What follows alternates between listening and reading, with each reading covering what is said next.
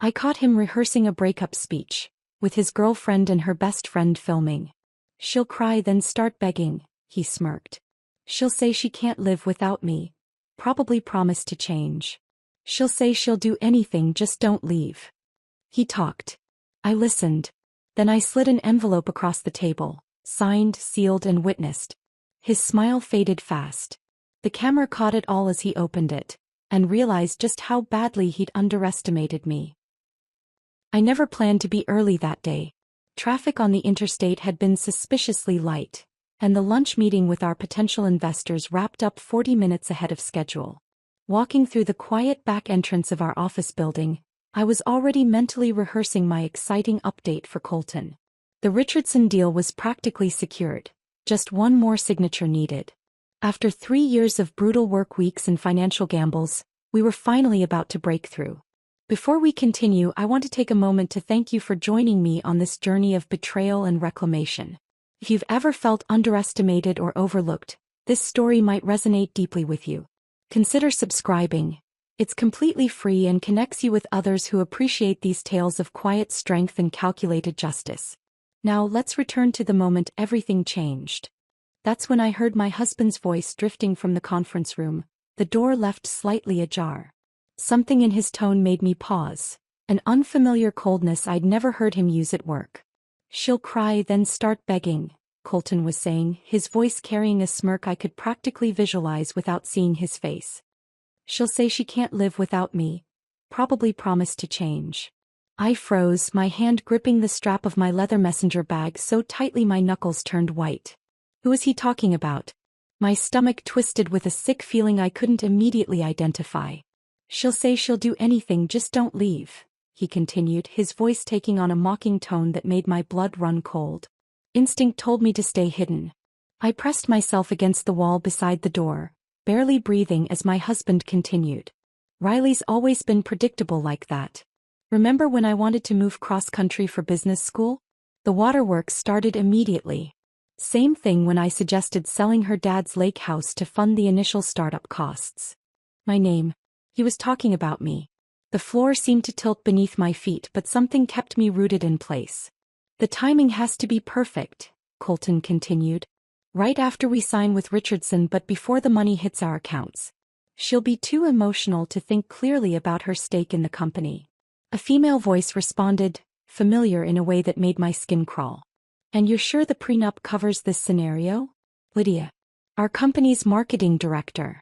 The woman Colton had insisted we hire despite her limited experience. The woman who'd been spending late nights at the office with my husband while I traveled to secure the Richardson deal. Positive, Colton replied with casual confidence. When we got married, Riley was just the grieving daughter with a fat inheritance check. She had no idea what we were building. The prenup protects my business ventures. That's the exact wording. Her father's money was just the seed capital. My father had died just 6 months before I met Colton. The pain was still raw when he proposed a year later. Dad's insurance policy and the sale of his construction business had left me with nearly $2 million. Money I'd planned to invest carefully over decades. Instead, I'd invested it all in Colton's vision. In our vision, or so I'd thought. Honestly, another female voice chimed in. I'm impressed. You've got this plan down to the exact phrases she'll use. Molly. My college roommate. The woman who'd stood beside me at my wedding. The friend who'd cried with me on the anniversary of my father's death each year. I felt bile rise in my throat but forced it back down. My mind raced to catalog every interaction with Molly over the past months, searching for clues I'd missed. That's because I know exactly how she'll react, Colton continued, sounding almost bored now. She's never been particularly complicated. A soft laugh from Lydia. And you're sure you want me filming this? For prosperity. Posterity, Molly corrected.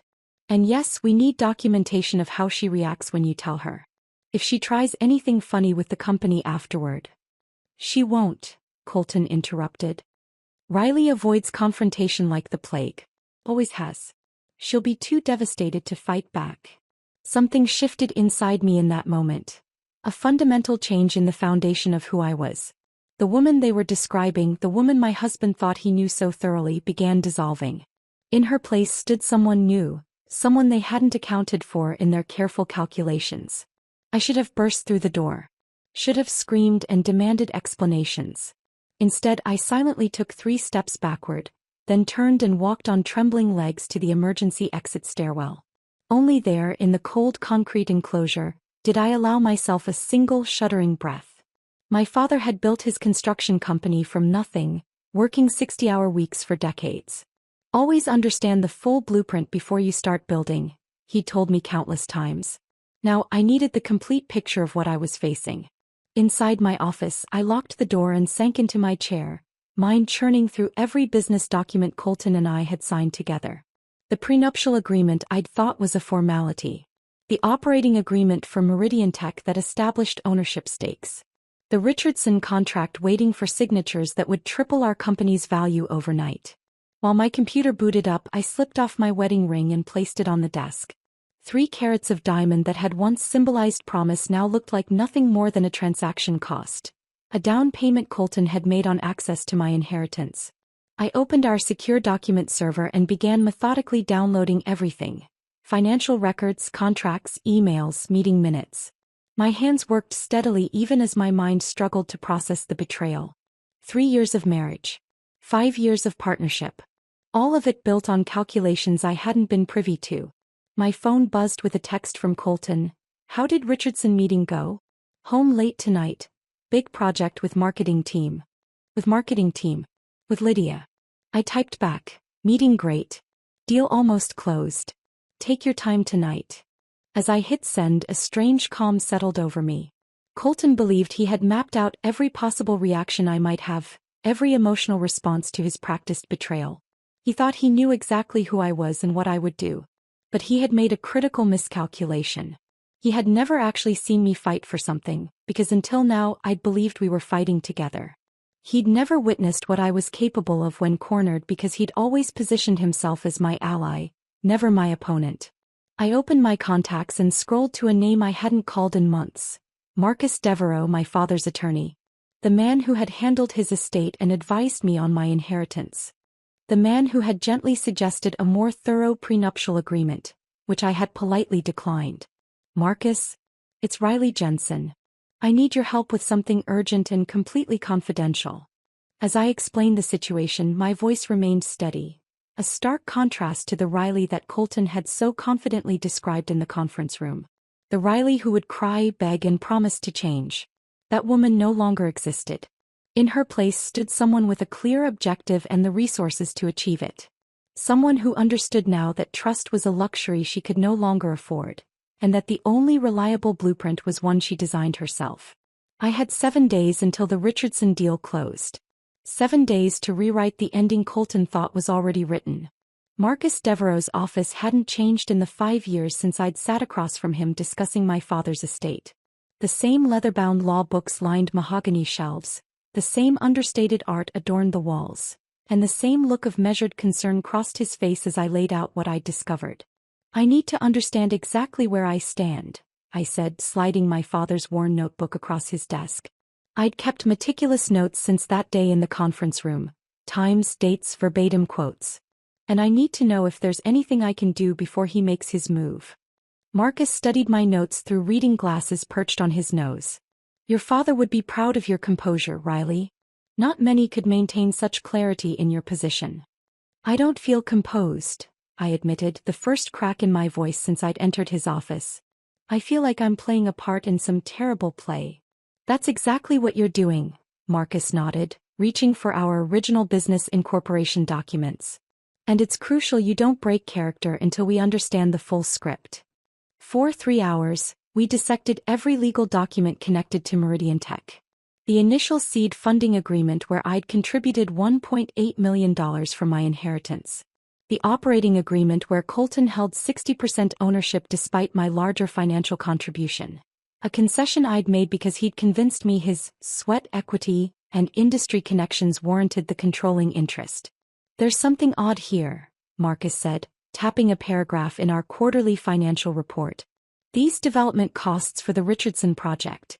They're nearly double what similar projects in your portfolio required. I leaned forward, studying the numbers. Colton said the increased costs were for specialized programming we needed to outsource. To which vendor?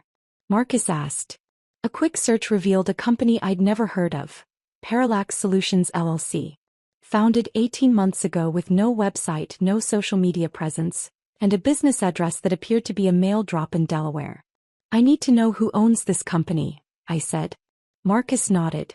I'll have my investigator look into it immediately. In the meantime, we need to secure copies of all banking records and tax filings. And Riley, his expression grew serious, you need to continue as if nothing has changed. The next morning I walked into our home kitchen where Colton was making coffee, his back to me. Every cell in my body wanted to confront him, to demand explanations for his betrayal. Instead I kissed his cheek and asked about his late night at the office. Productive, he said, handing me a mug. How are the Richardson preparations coming? Everything's on track, I replied, forcing myself to meet his eyes. Final presentation tomorrow, signatures by end of week. That's my girl, he said with a smile that once would have warmed me. Now I could only see calculation behind it. At the office I maintained my routine while conducting my covert investigation. During lunch breaks, I methodically photographed documents I couldn't digitally access. After hours I reviewed years of financial records, looking for patterns I'd missed while trusting Colton to handle the business side of our partnership. By Thursday, Marcus's investigator confirmed what I'd begun to suspect. Parallax Solutions was registered to Lydia's brother, with Colton as a silent partner. Nearly $400,000 of company funds had been funneled through this shell corporation for services never actually rendered. It's embezzlement, Marcus stated plainly during our clandestine meeting at a coffee shop 3 towns over. And it gives us leverage. Not enough, I said, stirring my untouched tea. He could claim ignorance of her brother's involvement.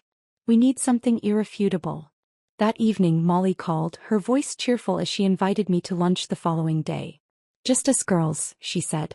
You must be stressed with the big deal closing. That would be great, I replied, amazed at how steady my voice remained. I could use a friend right now. The performance was exhausting. Each morning I dressed for battle in the guise of normal life. Each night I lay beside the man who was plotting my financial and emotional devastation, listening to his breathing while my mind worked through contingencies. On Friday morning, opportunity arrived in the form of document revisions for the Richardson contract. As Chief Operating Officer, Colton needed to sign off on last-minute changes before our closing meeting. Rushing between calls, he barely glanced at the papers I placed before him. Standard liability clauses, I explained truthfully, pointing to the highlighted sections that did indeed address liability. What I didn't mention were the additional pages tucked between those clauses.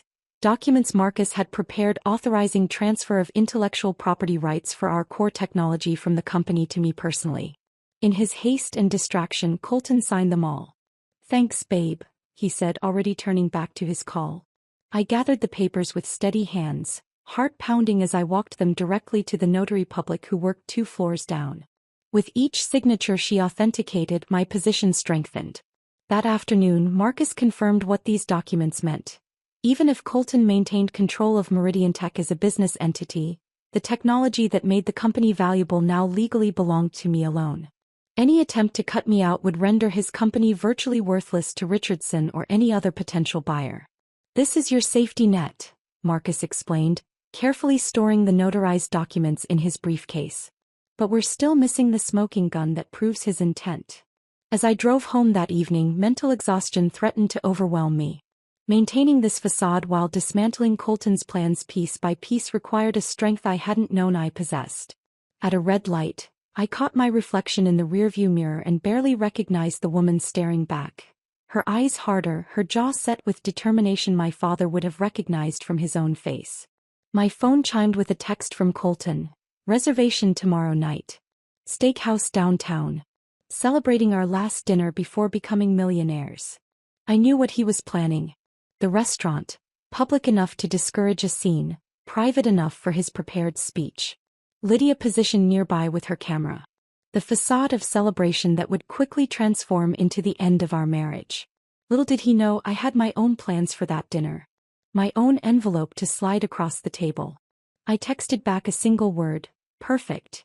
Then I called Marcus with final instructions for preparing the documents that would become my counterstrike. After nearly 2 weeks of investigation, of pretending and planning, the endgame was finally in sight. I was no longer the grieving daughter with an inheritance to exploit. I was my father's child in every sense. Methodical, strategic, and absolutely unwilling to be underestimated. Morning arrived with relentless sunshine streaming through our bedroom windows. Beside me, Colton scrolled through his phone, a small smile playing at the corners of his mouth. Was he texting Lydia? Planning some final detail of my humiliation?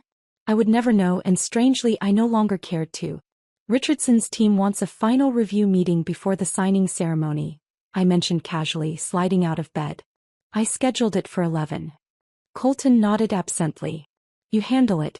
I've got calls with potential investors all morning. Investors? I paused, one foot in our walk-in closet. We haven't discussed new investors. He glanced up, that familiar charming smile appearing too quickly. Just preliminary conversations. Getting our ducks in a row for the growth phase after Richardson. Of course, I replied, selecting a navy power suit I knew made me look authoritative. Smart thinking. Two could play the game of secrets.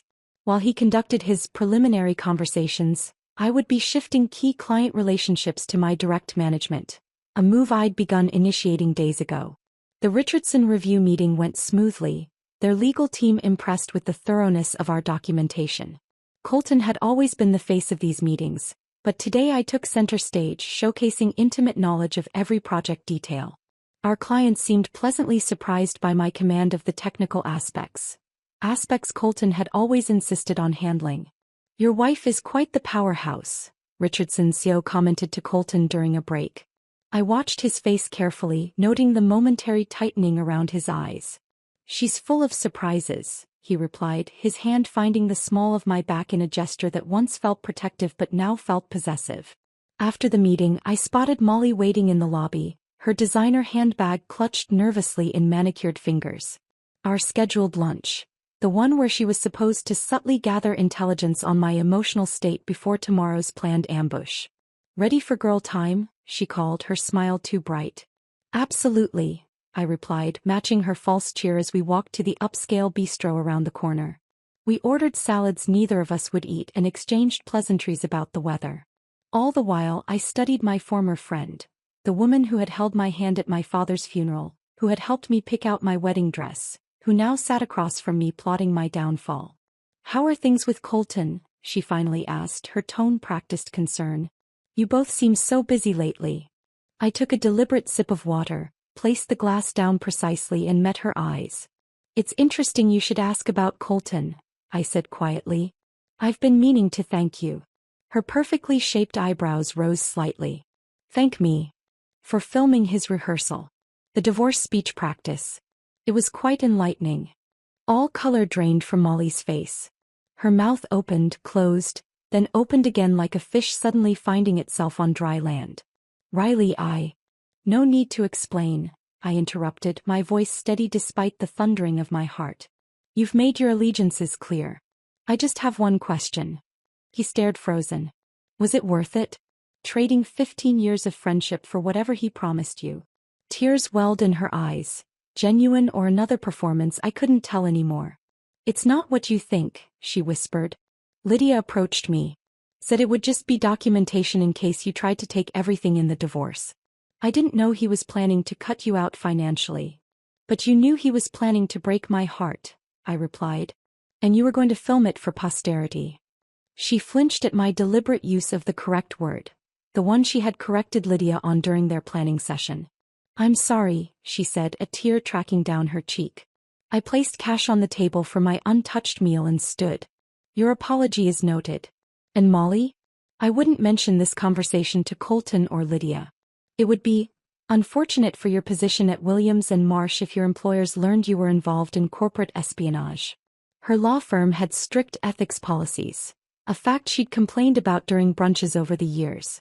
Another piece of information freely given that I now wielded like a scalpel. That afternoon I met privately with our lead programmer Jason, who'd been with us since the beginning. He'd always reported to me operationally while taking technical direction from Colton. I need your complete honesty, I told him after closing my office door. Has Colton asked you to prepare any files for transfer? Client data, proprietary code, anything unusual? Jason's uncomfortable shift in his chair told me everything before he spoke. He asked me to create backup packages of our core architecture. Said it was for the Richardson deal. I nodded, careful to keep judgment from my expression.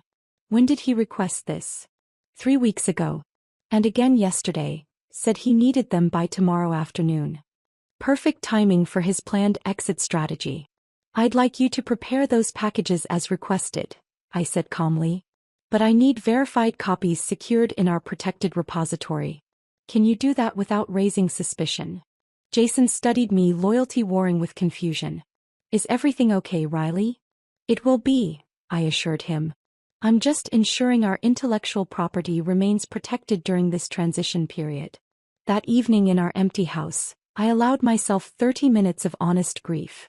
Seated on the floor of our closet, surrounded by the material evidence of our shared life, I sobbed until my throat ached. I mourned not just the man I thought I'd married, but the future I'd believed in. Children growing old together, building something meaningful. When the 30 minutes ended, I washed my face, reapplied my makeup, and called the steakhouse to confirm our reservation for the following evening. Then I made a second call, requesting their private dining room instead of the main floor table Colton had booked. And could you accommodate 4 additional guests? I asked. It's a special business celebration. I invited Richardson and his CFO, knowing Colton wouldn't dare back out of his performance with such important witnesses present.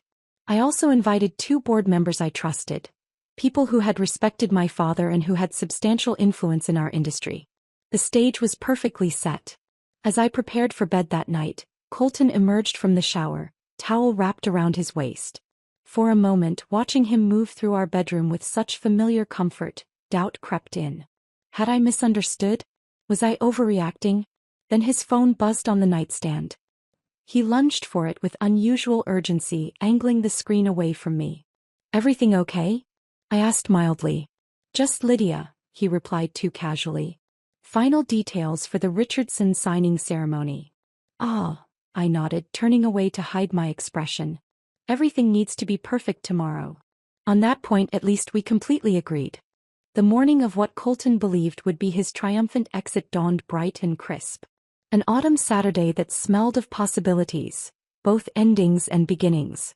I watched him dress with unusual care, selecting his lucky navy suit, the one he'd worn when we signed our first major client.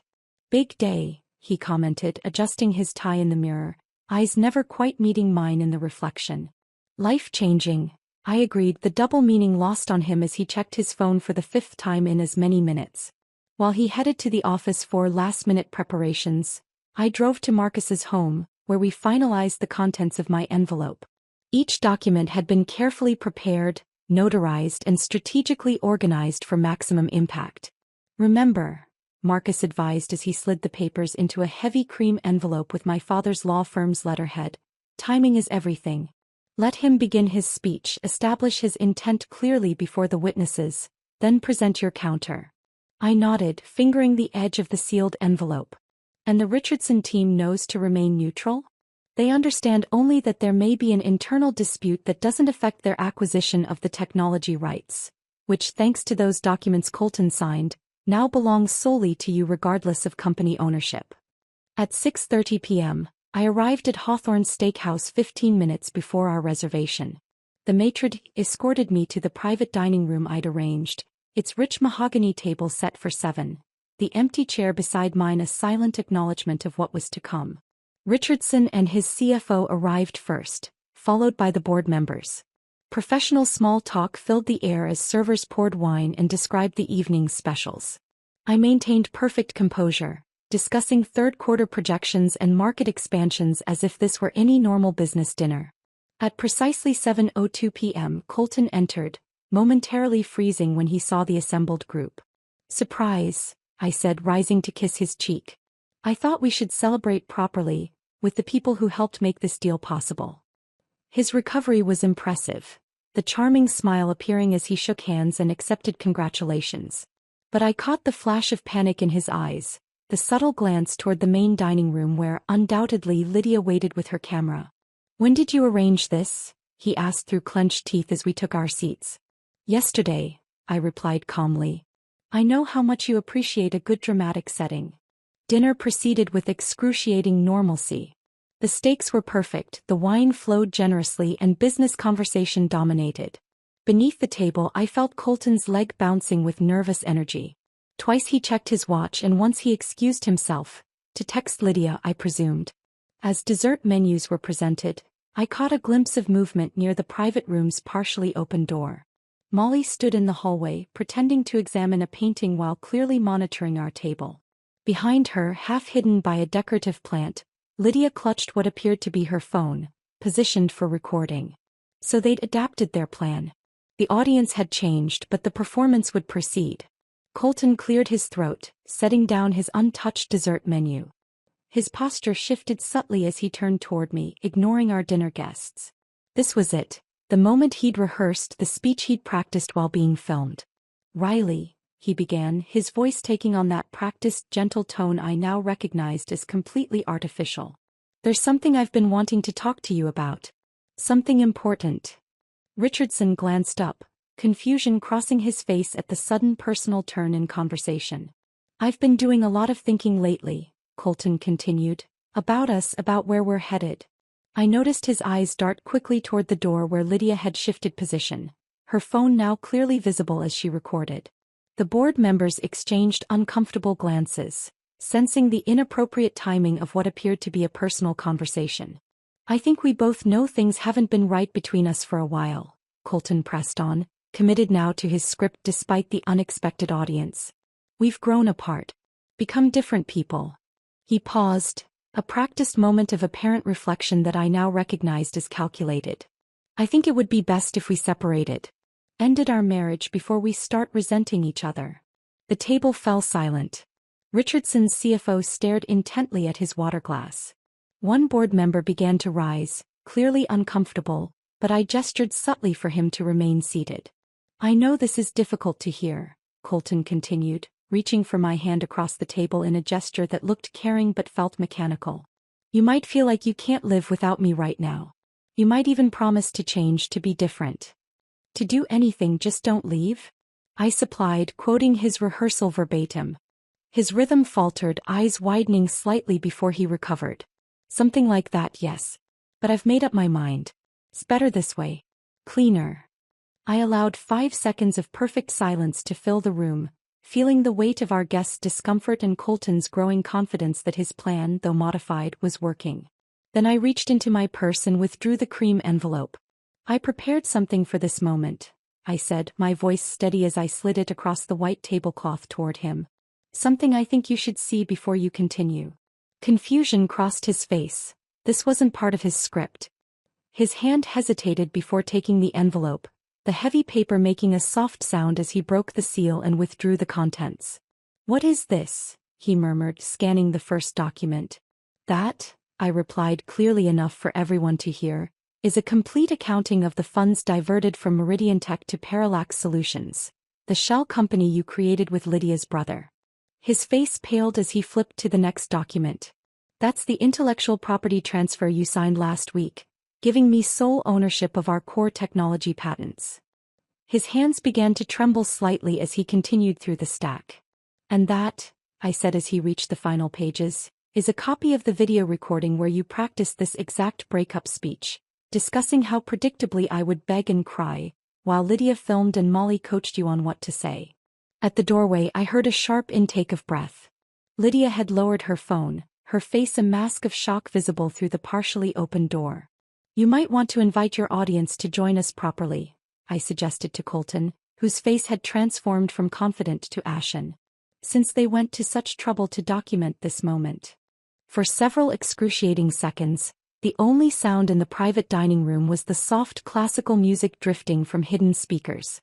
Colton stared at the documents, his fingers gripping the pages so tightly they crumpled at the edges. When he finally looked up, the charming mask had completely fallen away, revealing something ugly and desperate beneath. "You had no right," he hissed, voice barely audible. "I had every right," I replied evenly. "As your wife, your business partner, and the person who funded the very company you were planning to steal from me." With visible reluctance, Lydia and Molly entered the room, the recording phone now lowered to Lydia's side. Richardson and our board members watched with undisguised fascination as this corporate drama unfolded before them. "Mr. Richardson," I said, turning to our most important client with perfect composure, "I apologize for this unexpected theater during our celebration dinner. However, I believe transparency is crucial at this juncture." Richardson, a seasoned businessman who had weathered his share of corporate conflicts, merely nodded. "Please continue, Mrs. Jensen. 3 weeks ago, I accidentally overheard my husband rehearsing how he would end our marriage immediately after securing your contract but before the money transferred." I gestured toward Lydia. "With his girlfriend filming and my former friend providing feedback on his performance." Lydia flinched at the word girlfriend, her eyes darting nervously to the board members whose approval could make or break careers in our industry. "What she's not telling you," Colton interrupted, desperation edging into his voice, "is that she's been manipulating company documents behind my back. She's the one committing fraud." "Actually," I said calmly, sliding another document from my portfolio, "I have here the forensic accounting report detailing exactly how $427,000 was diverted from Meridian Tech to Parallax Solutions, a shell company registered to Ms. Campbell's brother with you as silent partner." One of the board members, Janet Whitmore, reached for the report. A retired CFO with a reputation for ethical business practices, Janet had been my father's friend and mentor. Her expression hardened as she scanned the numbers. "These diversions began 18 months ago," she noted, looking up at Colton with unveiled disappointment. "Shortly after the Series B funding round closed." Colton's jaw worked silently, his eyes darting between the faces surrounding him, searching for an ally and finding none. "This is a misunderstanding," he finally managed, regaining some composure. "Riley's upset about personal matters and she's confusing them with regular business operations." "Am I?" I asked, nodding toward Richardson's CFO. "Robert, would you consider payments to a shell company for services never rendered regular business operations?" Robert shook his head grimly. "We would call that embezzlement." "This is ridiculous," Lydia suddenly interjected, finding her voice. "You're all taking her word based on some creative accounting? Colton built this company from nothing. He's the visionary here." "The visionary with my father's money," I corrected quietly. "And as for taking my word," I gestured toward her phone, "why don't you share the recording you were just making? Or better yet, the practice session where Colton rehearsed exactly how I would beg and cry when he left me." Molly, who had remained silent and ashen by the door, suddenly spoke. "I have it," she said, her voice barely above a whisper. "The original video. I kept a copy." All eyes turned to her as she pulled out her own phone with trembling hands. "I'm sorry, Riley. This went too far." Colton lunged for Molly's phone, but Richardson's security detail, who had been standing discreetly by the door, moved between them with practiced efficiency. "That's enough," Richardson said firmly. "Mrs. Jensen, while I appreciate your transparency, I must ask, how does this affect our contract?" "It doesn't," I assured him. "The intellectual property rights you're acquiring were legally transferred to me personally last week." Mr. Jensen signed the documents himself. I nodded toward the papers still clutched in Colton's hand. "The deal proceeds as planned, with payments directed to the appropriate holding company outlined in our agreement." Richardson studied me thoughtfully before nodding. "Then we'll proceed with the closing as scheduled Monday morning." "You can't do this," Colton said, his voice now deadly quiet, all pretense abandoned. "Everything I built." "We built," I corrected. "And I'm not taking it all. The company structure remains intact, minus the embezzlement and the shell corporations. You'll retain your shares as originally agreed, 40% to my controlling 60%. Janet's eyebrows rose approvingly. She understood what I was doing, protecting the business while ensuring Colton couldn't claim I'd acted out of pure vengeance. "The only difference," I continued, "is that I'll be assuming the role of CEO effective immediately, with all financial oversight returning to proper channels." For the first time that evening, Colton looked truly defeated. Not angry, not calculating, but hollow, as if he couldn't comprehend how thoroughly his plans had unraveled. "You won't last 6 months running this company," he said flatly. "You don't have what it takes."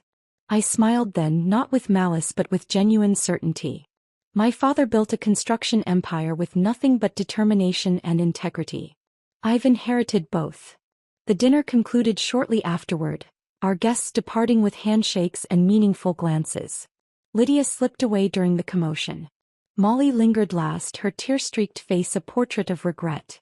"For what it's worth," she said softly, "I'm sending you the video. Use it however you need to." I nodded once, neither accepting nor rejecting her attempted amends. 3 months later I sat in my father's old leather chair, the one I'd moved into the CEO office at Meridian Tech. The Richardson deal had closed successfully, infusing the company with capital that fueled our expansion into 2 new markets. Colton had resigned his operational role but remained a silent shareholder, his lawyer communicating his decision to avoid contested divorce proceedings in exchange for the settlement I'd proposed. The wall behind my desk, once bare, now held my father's framed motto: "Understand the full blueprint before you start building." Beside it hung the original business plan for Meridian Tech, written in my handwriting with my father's feedback penned in the margins. A knock at my door preceded Janet's entrance. After the dinner revelation, she had agreed to serve as interim CFO while we restructured. "Final numbers for the quarter," she announced, placing a folder on my desk. "We're up 17% from projections." I smiled, feeling a sense of peace that had been building gradually over the past months. The grief of betrayal hadn't disappeared, it had transformed into something useful. Wisdom, caution, strength. "Have you decided about the West Coast expansion?" Janet asked, settling into the chair across from me. I opened my father's blueprint tube, extracting the architectural plans I'd been reviewing. We're breaking ground next month.